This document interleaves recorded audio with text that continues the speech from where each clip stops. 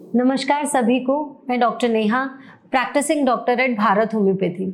आज की इस वीडियो में हम बात करेंगे सोरियासिस के जो पेशेंट्स होते हैं, कई बार कंप्लेंट करते हैं कि उनको शरीर में सूजन आ रही है। ये पेशेंट एक नॉर्मल बात बोलता है। तो अब हम ये समझेंगे कि कैसे हमने इस केस को आगे समझना है, कैसे इवैल्यूएट करना है, कैसे देखना है कि पेशेंट को एक्चुअली पैचेस में स्वेलिंग आ रही है, पैचेस में दर्द हो रहा है, या पूरी बॉडी में स्वेलिंग आ रही है, या किसी स्पेसिफिक एरिया में आ रही है, आंखों में या हाथों में या पैरों में।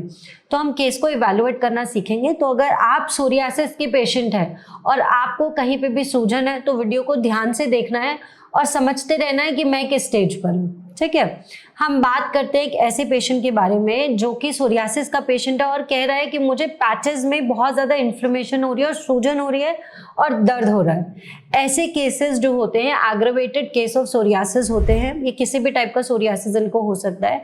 और अगर हम बैकग्राउंड हिस्ट्री में जाएंगे तो हम कुछ ना कुछ ज़रूर ऐसा ढूंढ लेंगे, या कोई वेदर चेंज हुआ है, या कुछ ऐसे स्पाइसेस पेशेंट ने, या हो सकता है अल्कोहल स्मोक लिया है, कोई ना कोई ऐसी चीज़ अपनी लाइफस्टाइल में की है जिसकी वजह से उसके जो इन्फ्लेमेशन है, जो पैचेस है, वो बहुत ज़्यादा बढ़ गए हैं। तो अगर ऐसा है तो घबराना बिल्कुल नहीं है।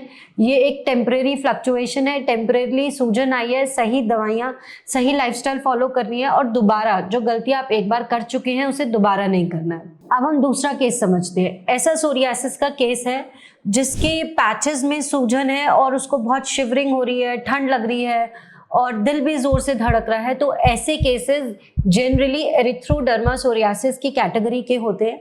हालांकि ये ज़्यादा कॉमन नहीं होते हैं। अगर हम बात करें 100 सोरियासिस के पेशेंट्स के बारे में तो उसमें से 2 से 3 ही ऐसे पेशेंट्स होते हैं जिनको ऐसी सिचुएशन होती है, एरिथ्रोडर्मा सोरियासिस। ऐसे में क्या होता है कि अगर बॉडी के इस एरिया पे पैच है, सोरियासिस का पैच है, तो इतने हिस्से की जो स्किन होती है वो ये एबिलिटी खो देती है कि बॉडी का टेम्परेचर रेगुलेट करना है। हमारी बॉडी में जो हमारा तापमान बना रहता है 98.6 डिग्री फ़ारेनहाइट, वो एक बॉडी की एक एबिलिटी होती है। हम ठंडे में रहे या गर्म में रहे, हमारे बॉडी का टेम्परेचर उतना ही रहता है।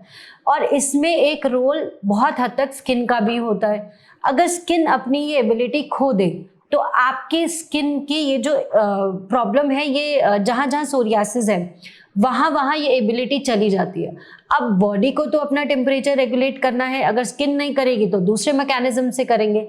तो ऐसे केसेस में हम ये देखते हैं कि पेशेंट की हार्ट रेट बहुत ज़्यादा होती है, पेशेंट को शिवरिंग होती है, कंपन होती है और दर्द भी बहुत ज़्यादा होता है। तो ऐसे केसेस में पेशेंट का ध्यान रखना बहुत ज़्यादा ज़रूरी होता है और ऐसे केसेस क्रिटिकल भी हो सकते हैं। तो अगर आपको ऐसी कोई तकलीफ है तो अकॉर्डिंगली आप अपने केस को समझिए कि शायद मेरे को एरिथ्रोडर्मा सोरियासिस हो सकता है। अब हम बात करते हैं एक तीसरे सिनेरियो के बारे में जहां पेशेंट की पूरी बॉडी में स्वेलिंग है, तो पैरों में, हाथों में या आंखों में। ऐसे केसेस को अपना पूरा बॉडी चेकअप कराना होता है। आपको ब्लड चेकअप करना है जिसमें कुछ कुछ चीज़ें आपको चेक करानी है। एक तो आपको कंप्लीट ब्लड काउंट चेक कराना है, दूसरा आपको लिवर फंक्शन टेस्ट और किडनी फंक्शन टेस्ट कराने हैं।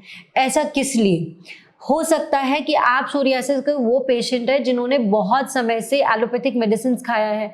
अब एलोपैथी में अधिकतर स्टेरॉइड्स दिया जाता है। स्टेरॉइड्स का आफ्टर इफेक्ट आपके लिवर पे और किडनी पे रह जाता है।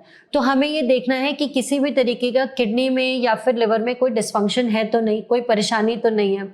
और साथ ही साथ आपको पेशाब की जांच करानी है।